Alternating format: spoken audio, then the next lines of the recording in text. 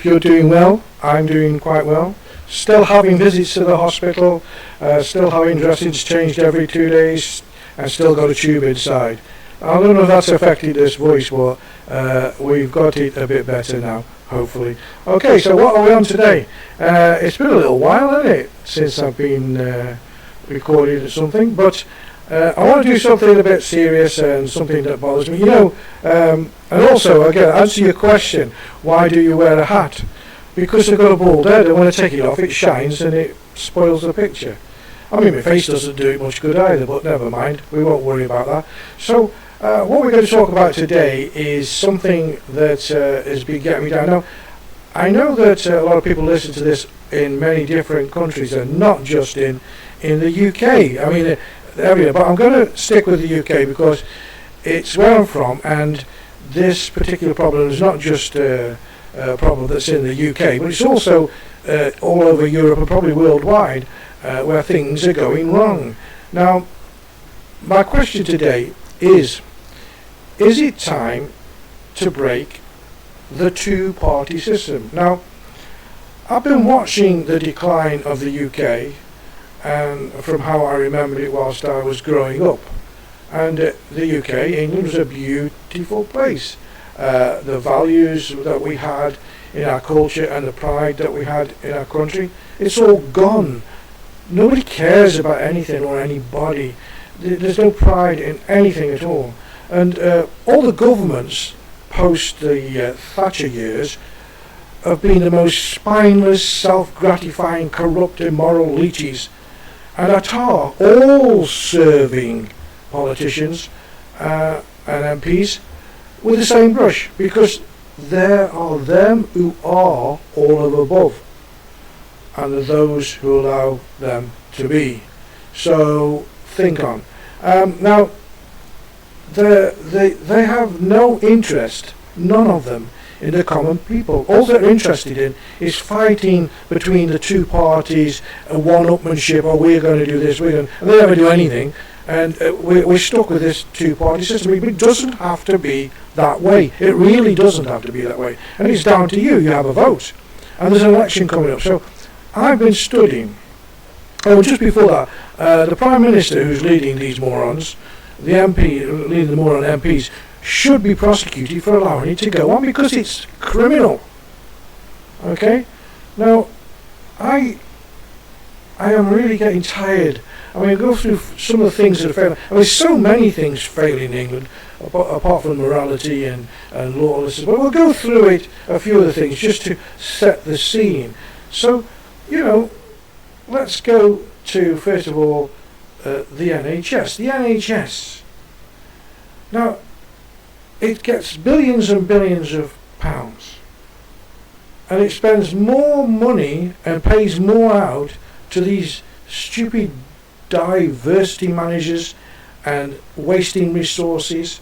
And meantime, we have people queuing up in corridors. We have doctors going on strike, we've got nurses going out on strike, junior doctors going out on strike, and the whole system is falling apart. And people are actually dying. And it has to be said, because of the behaviour of these people are dying. Now, I believe that this is wrong. I believe that, like prison officers, like the military, who else is there? There's 2 or 3 services that they are not allowed to strike. And I think people who are in the care system, people who are doctors, nurses, etc., should not be able to strike, because when other people go on strike, it tends not to threaten anybody's life. But right now, we have people dying because they can't go to their cancer appointments. There's no doctors to attend them. It's really, really getting sad. And I know that the NHS has one of the best training regimes for doctors and nurses, and they're really top class. And but what we haven't got is the infrastructure working right within the NHS. And I think this is due to too many managers, too many cooks. They spoil the broth, and this is what's happening. Get rid of diversity. Get rid of this ridiculous, stupid I don't know what you would call it, to be honest, but it's got to stop. And the NHS has got to get back. I think it should go back to the old style of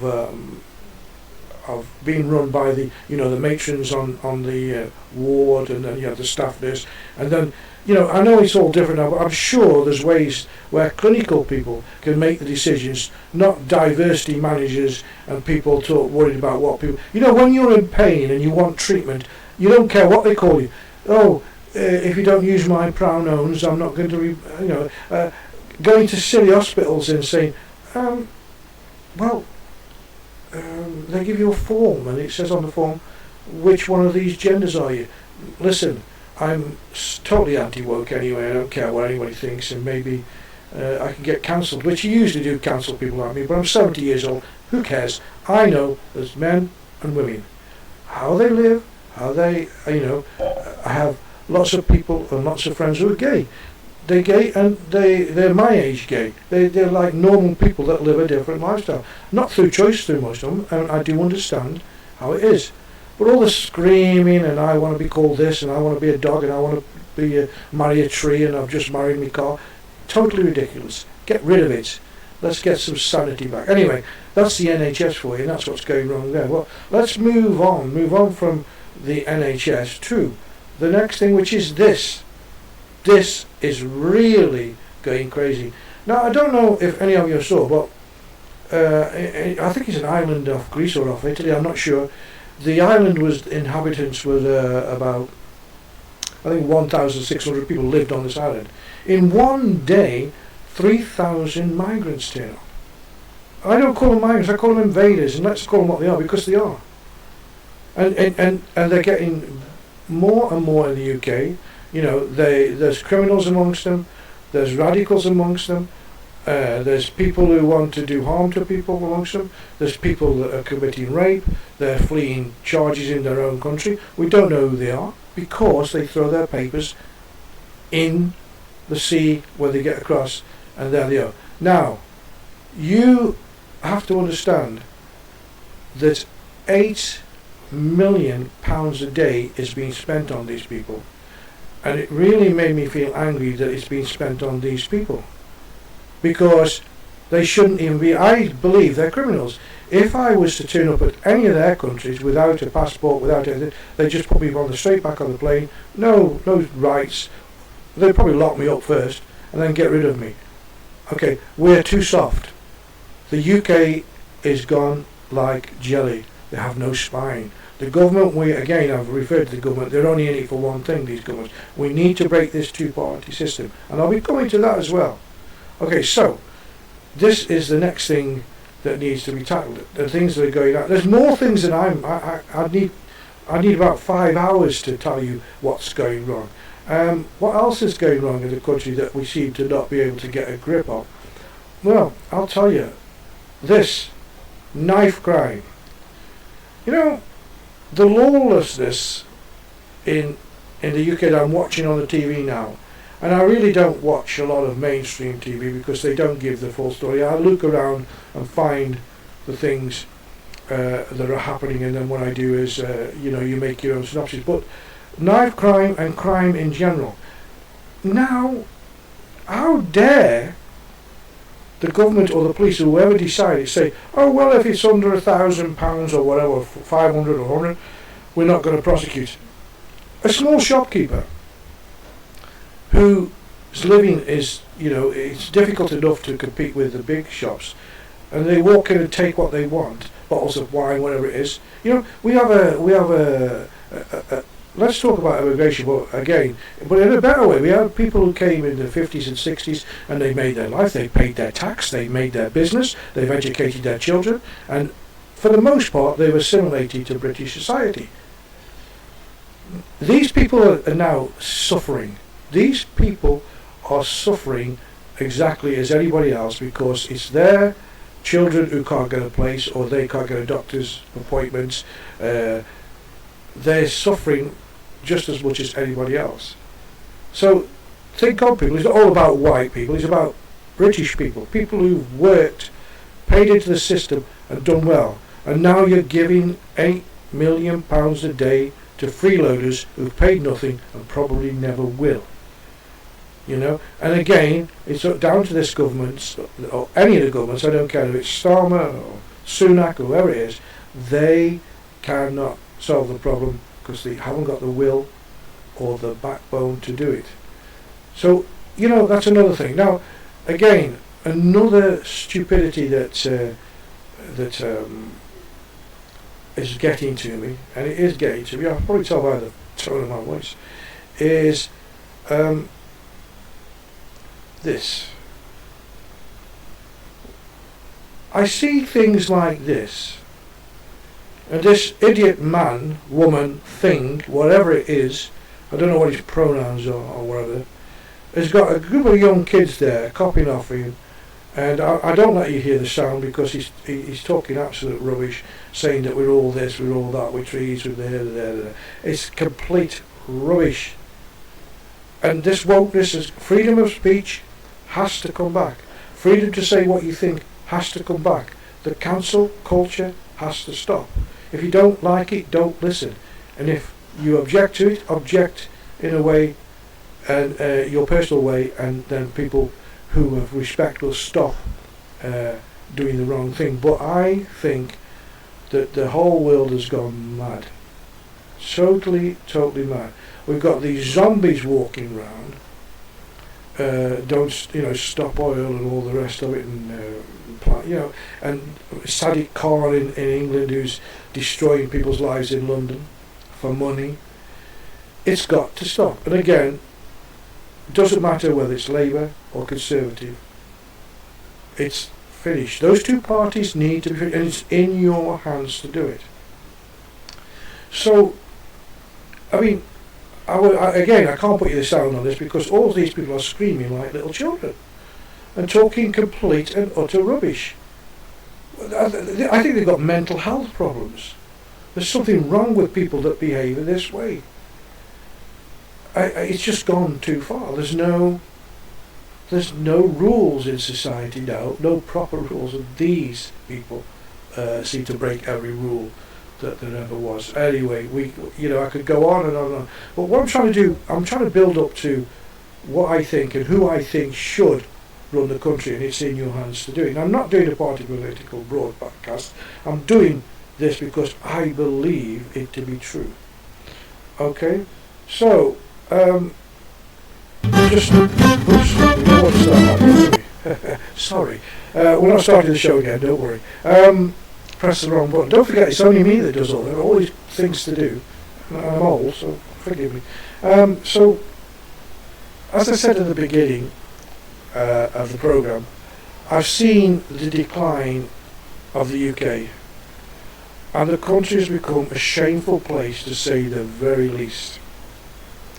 I've been watching over the last few years the rise of the new political parties, and one, for me, has emerged to be a possible answer to society's problems and could be the saviour of the UK and its culture. Now, I know I sound a bit like a preacher, but I believe that the UK is worth saving and it should be saved.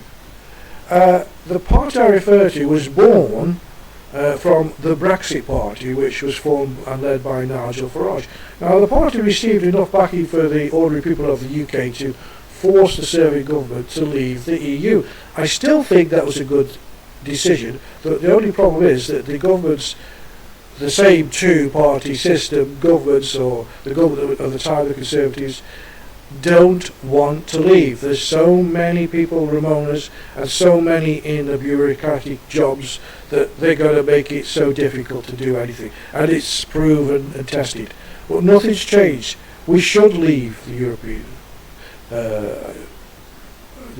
community, because I now live in one of the European countries, and even the country that I live in is not happy with the way that things are forced on it. But I live in Spain, and I can't live in the UK anymore.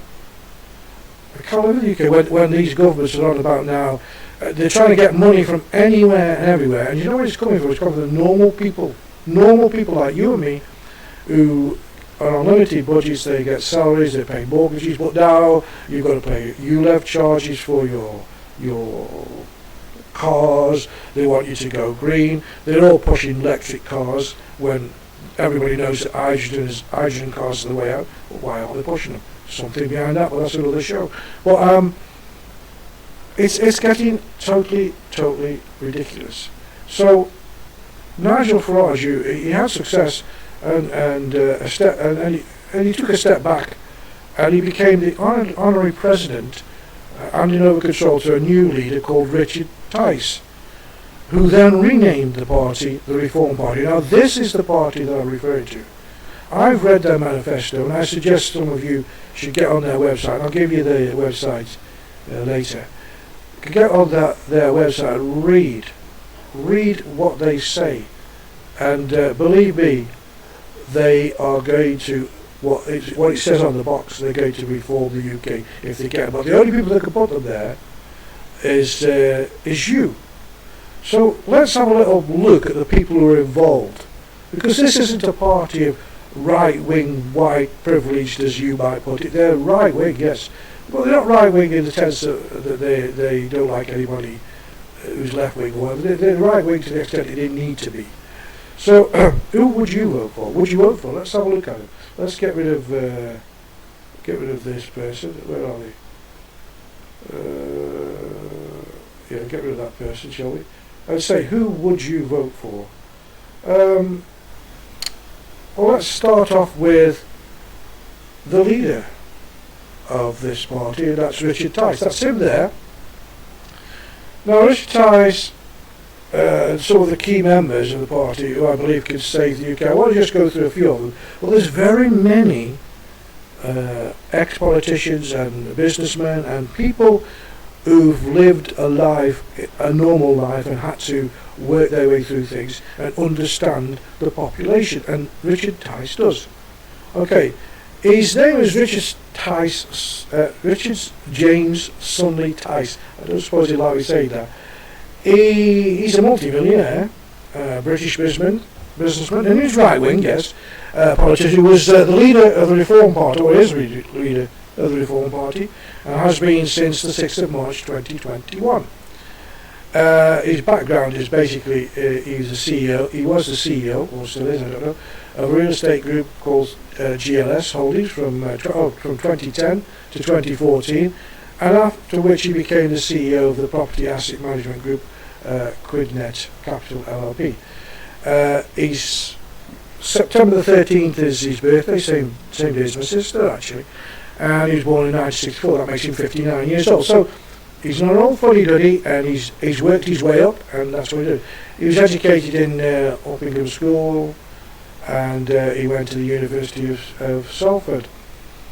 He founded Leave the EU. He was a founder of that organisation. He also he was a member of Leave Means Leave, and also Grassroots Out. I mean, he's basically he's not a yes man. He wants us to leave the EU and take back our borders and control. I'll come to that as well. He's wrote a book called The Inside Track, and he was a member of the European Parliament as well from 2019 to 2020.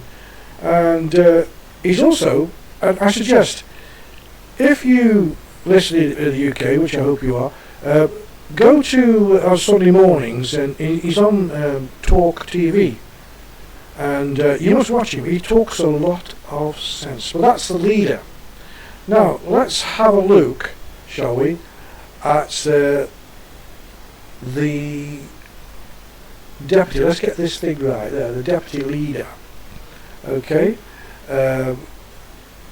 These people. Let's say, well, the deputy leader. We don't want him now. We want this one. Now, this is David, or Dr. David. He's a medical doctor, and he is absolutely livid about what's going on in the NHS, National Health Service. Yes, we'll get it right. Medical doctor. He was a passionate campaigner and experienced, intelligent, award-winning television presenter as well, and he's equally at home. He's a very articulate man in hosting live shows or pre-recorded shows. He's worked almost for every major TV station, BBC, ITV, Channel 4, 5, Living Sky, so many. And he also hosts a medical television channel.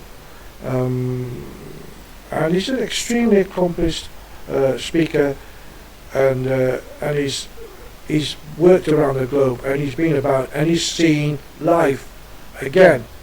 And this man, again, is a strong believer in leaving the EU, tackling the woke position. So many of the things that people want, this man wants. And he's now Dr. David Bull, who is the, how can I say, he's the deputy leader. He was also, how old is he? He's 54 years old. And he was born in Farnborough in Orpington. And he went to, where did he go? He went to Imperial College London, Ipswich School, from Framlingham College, Fairfield Prep School. Okay, so there you go. But anyway, we won't digress too much, but these are the people that I think you can depend on. And that's why I'm bringing it up. The next one, this one is in actual fact, he's my hero. I think this man is absolutely incredible. His name, let's show you a picture. Let's get rid of Dr. David Bull, and we bring up this man. This is the man. And also, you'll see him a lot. He does a lot of TV with his opinions. And his name is Ben Habib. His real full name was Benjamin Naim Habib. And he's Pakistani-born British businessman. And I get excited when I see him because he's a fantastic man. He was elected as a Brexit Party member of the European Parliament in 1919. And he remained in that role until the United Kingdom withdrawal from the EU, whatever that was. He was born the 7th of June 1965, and he's aged now 58, in Karachi. He's a very strong member of the Reform Party, and I've listened to this man many times speak, and he's more English than I am. He believes in the British culture, the British way of life. He's sad that it's left. He's sad that it's been lost. He is an English man. Before anybody starts, because I don't like this thing where, he can't be, because he is. He's intrinsically English, and he believes in the English culture. He was brought up in it, loves it, and is sad that it's lost. And believe me, if the Reform Party get any chance of getting anybody, this man will be one of the main spokesmen, because he has a lot to say. He also was in the property business. He founded First Property Group PLC, and he was an award-winning commercial property fund manager with the operations in the United Kingdom and Central Europe. Now, I'm not going to. These people maybe you've not seen or not heard of, but these are the people in the Reform Party. But there's one person that I'm sure that you will know of, and this person is a totally seasoned politician, and she's no holds barred, and of course it can only be one. There she is. And Noreen Widdicombe. Did you know she got a middle name, Noreen? Our Noreen? DSG is a British politician and television personality. She did come dancing or something, didn't she, as well? She's a member of the Parliament for Maidstone and Weald, she was, and former Maidstone constituency from 1987 to 2010. And she was also a member of the European. But these people got insight to what Europe's all about, more so than these idiot politicians that we have now. From Western to 2019 to 2020. She was born on the 4th of October 1947, so she's 75 years old, and she was born in Bath. Bath? I'm from Stoke, Bath. And of course a high-flying member of the of the Reform Party, and she is somebody to be. She doesn't mince her words. She is a politician because she doesn't do it for money. She does it because she believes in a lot of things, and she believes in the Reform Party, which is the main reason why I've chose her as one of the people I'd like to tell you about. She went to Lady Margaret Hall, University of Oxford, and she also attended the University of Birmingham, and she had a very not high, but she wasn't. They probably weren't high flyers, and she done well. And I believe that she is the type of person that we want running the government, because she stands for what she believes in. She's not there to make way. I want to be famous. I want to be this. I want to be. She doesn't do it for that. She does it because she's a true politician. So there we go. Now, what is it that I'm trying to come up with the right words here. We'll just go back a little bit, because I want to talk again about one of the things that they are trying to push very hardly. Now, I looked at the referendum, not referendum, the what do you call it, the thing that they all have one, the policies that they're going to stand by. And I read it quite extensively, and it's what every person on the street is saying is what they are going to do. And he said, Richard Tice, that he would stop the boats the day he got into Parliament, and if the Reform Party got into Parliament. And I do believe him, because I'll tell you why in a few minutes. But the freedom of speech is high on the list, and they'll campaign relentlessly to protect the civil liberties and freedom of speech. And they say we must be able to debate and test and challenge different views. And the consensus scientific theories and establishments an approach in a respectful way. So everything's got to be done in a respectful way, but you cannot keep cancelling people for having an opinion and questioning. If they don't like you, they cancel you. It's not right. And that's high on the agenda, the manifesto, that's the word I was looking for, of the Reform Party. Now, it's not good, again, as I said, they would also tackle this problem that we've just been talking about. Now, they say about this problem, the migrant problem, we must have zero tolerance attitude towards illegal immigration. And I say it precisely so you can see. And what they say is illegal immigration is unacceptable, and those entering illegally must not be granted asylum. In the UK, that's the UK Reform Party, the only party committed to stopping the boats, and we must adopt tactics used by the Australians when they stopped the boats in Australia. And we must declare a national security threat, leave the European Convention of Human Rights, the ECHR, and they will, and use legislation robustly to stop the illegal trade, and we must also use offshore processing, as the Australians did. Haven't everybody been saying the same thing? And yet nobody has done anything about it. Nobody. And I find it really, really, really, really bad, you know, when these people do this kind of things. Hello, Anne, have you come back to see me? Anyway, that's that bit. Now, over energy, they're very, very, very strong on this as well, because they're saying that the Reform Party, they say let's have a £1 trillion plus of levelling up by drilling down. We know what that means. We cannot stop using fossil fuels. We cannot make people suffer and their energy bills go up. The energy crisis is long lasting and splits into two parts: prices, okay, and the supply. And they're going to do, they've got, again, you must read, they've got it in detail on their manifesto, and I'll show you where you go and look at that.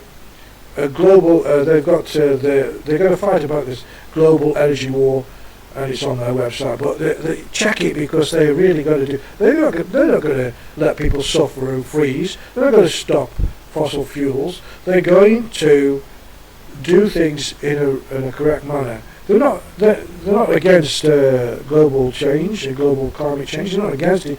But they don't want people to suffer when other countries who produce far more carbon than any British produce absolutely nothing compared to America, Russia, China, India, who are still building coal-fired power stations.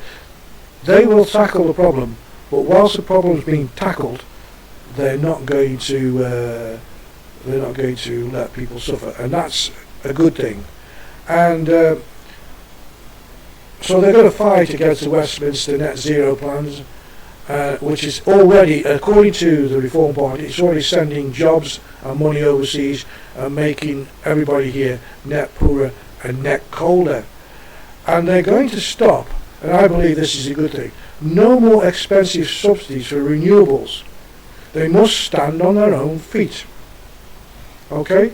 They must stand on their own feet and develop these renewables. But what Richard Tyson, the Reform Party, say, we're not going to stand by and watch people freeze, bills, not be able to feed their children. They're not going to stand for it. And again, it's in your hands. You have the vote. You can get rid of it and break the two-party system and get somebody in there who cares about you.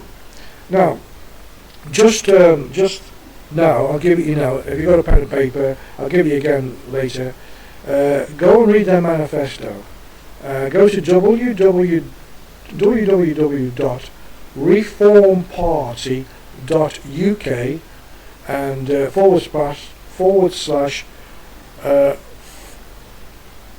well, just go to the Reform Party UK because it's a bit complicated, and then just find your way to their manifesto. It's very easy. They've got a nice website. So www.reformparty.uk. Go there and have a look at what they want to do over the stupid manifestos of these ignorant two-party system that are only out to do things for themselves. Now, that's enough preaching for today. That's my bugbear. That's what the old git's thinking, you know. And I want you all to get in touch with me, tell me what you think, and obviously I want to do more of these shows. I will be getting guests on. I've actually got the capability to do it. It's very difficult for me at the moment because I'm running backwards and forwards, as I told you, at the hospital for the treatment after the successful. I'll give you me as an example actually. I forgot the dates, I'm not really good with dates, but I was went because I was having pain, and it found out that I got some gallstones, and which I already knew I had, but they were playing up. So they immediately, within 4 days after being diagnosed with these stones, or told that the stones had moved, they sent me to a hospital in Almeria, where they put me to sleep, and they didn't take my gallbladder. No, they have a procedure where they put something down and a little camera comes out and goes up, and then it raked the stones out, and perfect, I'm fine. So they didn't even do any invasive surgery. But whilst they were doing the MRI scan, they found a lesion on one of my kidneys. As soon as I got over that operation, a couple of days later, I had to go and see a urologist, and he set me a date to go, and he said, "What? I can take your kidney, it's quick recovery." But I said, "Oh, I don't want you to take my kidney. Can you not take the lesion?" "Yes, we can. It's a difficult procedure.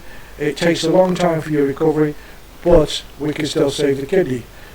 But the recovery time is longer." I said, "Okay, do that." Within a couple of weeks, I was in the hospital in Granada, which is a university hospital, and there they were. They did the operation. Everything went well, and it was fantastic. I came out too early because they thought I lived in Granada, but I lived about 3 hours drive away, and driving back, which was wrong, I moved everything that was inside and blah blah blah, and I got an infection. Went to Hercule Rivera Hospital. I was in there for 4 days. They treated the infection, blah blah blah blah. It's all done and fine. And now, the treatment I'm having now is to recoup the holes they had to make in one side for that infection, and I've still got a catheter inside which they're going to take out. But I'm perfect. And this was now. Can you imagine being in the UK? That would have taken a year. In the space of 2 months, I had both operations done. I'm having the aftercare I should have, and that's in Spain, and that's all done not privately, because I pay my social security here. I go as a normal healthcare patient on the national health as it is over here. So think on, why aren't you getting, after £8 million a day has been spent on other people, and I don't know how many, 28 billion's gone into the NHS, and you can't get the service. Think on, I've digressed there, haven't I? I should have done. Okay, let's have a bit of fun now, because it shouldn't all be about something serious, but that's my rant for today. So I'm going to do a couple of things today, and then we'll call it a day, and I hope you enjoyed what I've been talking about. I haven't bored you too much, but do you know why I'm doing this? I'm doing it because I think England needs to be saved, okay? You need to be saved. I can't do it, but I know the Reform Party can. So just before we go into something a bit more light-hearted, a bit of fun before I finish, the Reform Party, if you've got a pen and paper, write it down or put it in your phone or whatever, www.reformparty.uk. And if you've got in touch with me, well, you can see it scrolling down the bottom, that's before TV at Gmail, or you can you can Twitter me at what's that? I forgot. It comes up here, doesn't it? Best before TV. Is it that? I don't know. Come on, quicker. I can't see what it is. It's terrible that I can't remember my own. Well, I'm getting old. I'm 70 over here. Best before TV. Anyway, it doesn't matter. You'll find me. Let's go on to something different, shall we? Let's have a bit of fun, just for strange. Aha! Here we go.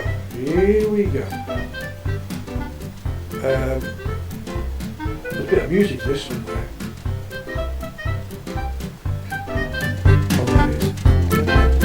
Strange but true facts. Let's go strange but true facts. And I bet you didn't know these. I'm going to tell you, right. This one. The first popsicle, ice pop, was created way back in 1905 by an 11-year-old named Frank Epperson. Yeah. It was a kid that invented the ice cream lollipop. Didn't know that, did you? Well, you do now. These are facts you probably don't want to know. I thought, it's a bit of fun, isn't it? And the right popsicle was invented by the kid. After a long day of play, Frank went inside, but he left his cup of soda, or pop as we call it in the UK, or soft drink, with a stirring stick still in it, out on the porch. The night got very cold, and when Frank went outside the next morning, he found his drink frozen like an icicle. Whoa, he thought, this is good. Frank called his invention the Epsicle. It was hit with the kids at school, and later with his own kids, and called it a popsicle. Hello, Dad. Popsicle. Makes sense. And the name was catchy, and the treat was delicious. So Frank patented it in 1923, and shared his popsicle ice with the world. What about that? You didn't know that, did you? Neither did I when I wrote this. Is strange facts, but true. Let's have a look. This one's a bit gory. Maybe you won't like this. Maybe you will. Maybe you won't. Let's have a look. There we go. Do you have poop on your cell phone? Did you know that your mobile phone is 7 times dirtier than your toilet? It's true. It's horrible now. You're looking at your mobile phone, aren't you? Yes, many of us say we wash our hands after going to the bathroom, but many of us are fibbing. You're telling lies, you're fibbing, you don't wash your hands, do you? And that we get right up from the toilet and put our hands on the cell phones. How bad is the health-wise? Well, it's not on a scale of an epidemic, but it's something totally not to jest about either, because it can cause different infections. There you go. Another, how can I say, another strange but true fact. I keep losing me little thing, my little cursor. Right, next one. What's the next one? Let's have a look at the next one. This one. This is funny. No, not that one. I don't want that one. That's next. This one. Dunce's hat. Now, the history behind the dunce is not what you think. John Duns Scotus, that was his name. Scotus, was born in 1265 or 1266, not quite sure. His name tells us of his birthplace, which is Duns, is a town in Scotland not too far from Edinburgh. Whilst we know much about his early life, or we don't know much about his early life, we know that in adulthood he became one of the most respected philosophers and theologians of his time, along with Thomas Aquinas, among others. His teachings became a branch of philosophy theory. These words, these are my teeth, but I still got it. Philosophy theology called Scotism. And followers of Scotism were called Scotists, or at the times Dunsmen or Dunces. You say and they may have worn hats. According to the Straight Dope, one of the more mystical things Duns accepted was that wearing of a conical hat increases learning. And he noted that wizards supposedly wore such things. An apex was considered a symbol of knowledge, and the hats were thought to funnel the knowledge to the wearer. So there's some questions of the accuracy of the claims, but John Duns Scotus himself, seen often depicted with an elongated cap, but not pointy, it was elongated with a cone on the top. So likely associated with the Dunce's cap, and Duns Scotus himself, but either way, a century or two after John Duns Scotus died in 1308, being a follower of Duns wasn't a good idea. So being a Dunces, or being a Duns, was bad, and so there you go. It was the Dunce's cap became a bad symbol of somebody who couldn't learn anything at all, as opposed to when it was really thought out, it was a cap that funneled information in. Well, there you go. I thought that was quite interesting. Maybe you didn't, but I did. Okay, now this one's just for a bit of fun. I said save the best till last, and this is it. Okay, now you're all going to try this one. I know you're all going to try this. So if you're watching, you're going to try it. It's impossible to hum while holding your nose. There you go. Open your ears. Did you know that you can hold your nose, that you can't hold your nose and hum at the same time? Don't believe me. Give it a try anyway. And yes, I wish I had a camera to capture you trying to do it, because that would be funny, wouldn't it? So think of some of the pictures of you trying to hum, and I'll put them on here. So what do you think? It's because when you hum, you're actually exhaling. So if both your mouth and your nose is closed, the air can't escape. So although you can hum for a very brief few seconds or two, you'll be forced to open your mouth to catch your breath. So have you done it? Have you had a go? Good. Right. So that's that. Finish off with today with a bit of crazy news, and we'll do that. And I think I'll put my crazy news hat on next. Here we go. Let's go to the crazy news.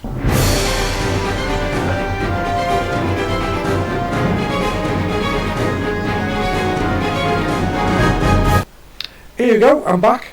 Got the crazy news hat on, and we're going to do a bit of crazy news. Let's first of all get to the right page on my notes, because I I need to do that. So, crazy news. First of all, let's look at this one. There we go. The famous three-wheeler of course, as you know, Del Boy. Yeah, that's him. I hope I'm getting my... Oh yes, I can see. You're getting the microphone okay. Del Boy's old three-wheeler. Well, it wasn't Del Boy. The Sussex police pull over a Del Boy three-wheeler and can't resist making Only Fools and Horses quips. The officers initially pulled over the Only Fools and Horses inspired vehicle for speeding in Worthing, and then discovered the driver only had a provisional license. The bright yellow Robin Reliant, that's what it was emblazoned with Trotters Independent Trading Co. and across the back, just like the vehicle that Del Boy used to use in the, that was David Jason, wasn't it, in the hit comedy.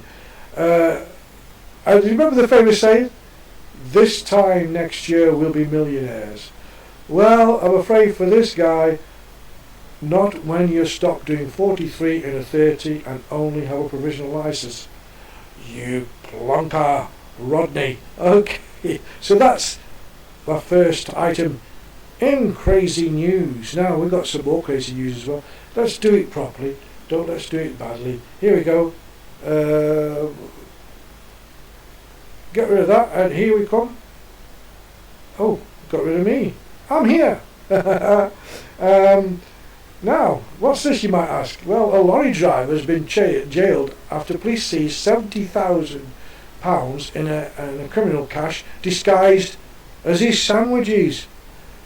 Yeah, not bad, eh? 70 grand. The police were carrying out a routine check when they noticed the lorry driver going the wrong way and perhaps an attempt to avoid detection. The driver, a 28-year-old, his name was Marius Razesny. I think he said like that.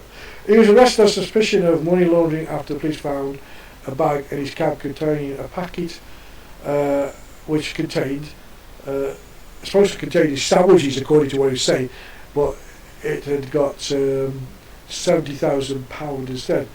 Gives a new meaning, doesn't it, to the cost of bread. Oh, are you going to save time for that? Anyway, that's the guy that was arrested. And this one I find a little bit scary. Nah, not really. What we got now is this one. Now, it's a painting, which it's called the Cursed Painting. It sells for more than 1,600 after twice being returned to the charity shop. The last owner said she took the painting back to the charity shop after being chased by an unidentified figure. I think she was drinking a lot of wine. And the cursed portrait of the little girl that had twice been returned to the charity shop before being haunted. So two other people besides had returned it, said it was haunted. And both times it sold at the online auction for 1,680. The painting went viral after the picture was again in Essex. All that was in Essex. In East Essex charity shop was warning lights saying, "She's back, sold twice, returned twice. Are you brave enough?" Would you buy that painting? I don't think I would. Well, I don't believe in it at all. But you never know, do you? And finally, this is one for the ladies, and a bit of a health warning for, because I'm, got to be health conscious, aren't you? So let's get rid of that one and let's have a look. Now, what's that, you might think about? But how often do you really need to wash your bra? Although it's not a visible part of the outfit, a bra helps smooth out your look while supporting your skin. Is that skin? Is that the right word? And tissue. Skin and tissue. Breasts. Out you look while you supporting your skin and tissue. In the way that can prevent back problems, you think that such an important undergarment should be treated with reverence. But most of us, not me because I don't wear one, just whip it onto a chair across the room at the end of the day and rarely thinking about how often we're washing it. Well, you must give importance to your bras. Uh, an expert was asked how often you're supposed to wash, and then we thought, well, let's see what the expert had to say. It's important to understand, this is what they said, why wearers should clean their bras every so often, whether they are visibly dirty or not. Makes sense? Let's start with the obvious risks of wearing a dirty bra, including bacterial possibility, rubbing on your skin and causing infections. Now you see, there is a serious part of this. That's according to Dr. Lee Ansell, a board-certified dermatologist in New York. Well, it's not. At least it's not in Essex this time. Yeast infections are commonly under the breast and are caused by yeast called Candida, she said. Yeast like dark, moist places. Does it? And that's why they are common in that area. They can be exuberate. What's that exact? Well, they can be upset by bra wearing if not washed properly. So a good cleaning will also clear the bra of debris like dead skin and naturally exfoliates dirt and sweat. Oh, there you go. Well, that's it. That's finally all I've got time for today. Hope you had a good time. Take this one off. See the ball dead? It shines. Put this one back on again, and we'll go back to camera. I hope you enjoyed this today, and I hope you come back and see us another time. I'll be posting this up on YouTube if they don't take it off like they usually do, but you'll be able to watch it on the Best Before TV and watch it there. We've got lots of programs. What we got on today? Oh, we've got lots of things on today, but I don't know when you're going to watch it. But we have lots of series like Peyton Place, over 500 episodes of that. And what else we got? We got Dick Van Dyke, McHale's Davy, Petticoat Junction, Highway Patrol. We got it all. And some of the younger people have never even heard of them, but they were good programs in their day. Very, very good. And you can go to the website and watch it. As I said, that's it for today. I'll be doing other shows as soon as I can. I'm going to start bringing guests on, because you must get bored just listening to me, so and get their opinions. And if you have an opinion, please let me know, and you can get in touch with through the website. It's www.bestbeforetv.com. I'll go to the email, which is bestbeforetv@gmail.com. It's coming on the bottom now when I'm saying it. Look at that. Wouldn't do that. And where else are we? And we'll leave it at that. You got Twitter as well. Oh, I heard that Elon Musk is thinking of charging people for using Twitter. Yes, that will soon get down and lost, won't it? And so I think it's @bestbefore_T on Twitter. Okay, and of course there's Facebook page as well. Best Before TV. Go to groups and search it, Best Before TV, and you can go to the group. So that's it for me today. Thanks for watching, and I'll see you soon. So I'll get saying goodbye, and the mic was open, but now the mic is closed.